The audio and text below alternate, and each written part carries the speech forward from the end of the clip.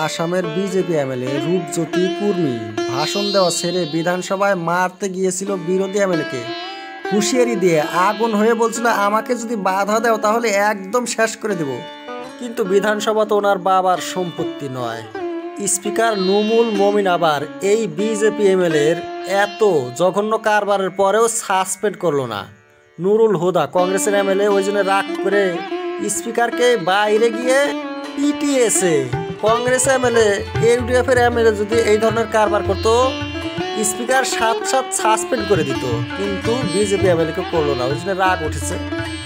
CM Himanta Biswa Sarma আবার বলছে যে আমি দুঃখিত রূপজ্যোতি কুর্মীর এই ঘটনার জন্য, কিন্তু অখিল গগৈরও মাপ চাওয়া উচিত ছিল।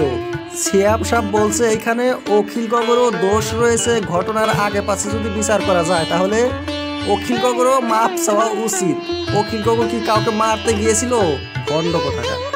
আসাম বিজেপি সভাপতি দিলীপ শইকিয়া আবার বিরোধীদের কোনো দোষ ধরে নাই আর কুর্মীকে মাপ চেতে বলেছে।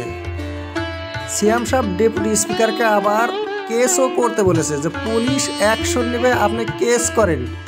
কিন্তু কংগ্রেসের এমপি রকিবুল হোসেনকে যে বেড দিয়ে পিটিয়েছিল বিজেপির লোকেরা, মুখ্যমন্ত্রী তখন কোনো অ্যাকশন নেয় নাই আর স্বীকারও করে নাই যে পিটিয়েছে। মুখ্যমন্ত্রী এইটা বলছিল যে রকিবুলকে বাধা দিয়েছিল, পিটায় নাই। বাধা দেওয়ার ব্যাট দিয়ে পিটানো কোনদিন এক হয় নাকি? এআইইউডিএফ এর এমএলএরা আবার বিধানসভার মধ্যে বাঁশ দিয়ে বানানো ব্যারিকেড নিয়ে হাজির হয়েছিল, যাতে ভবিষ্যতে এদেরকে আর মারতে না পারে রূপজ্যোতি কুর্মী বা অন্যান্য বিজেপির এমএলএ।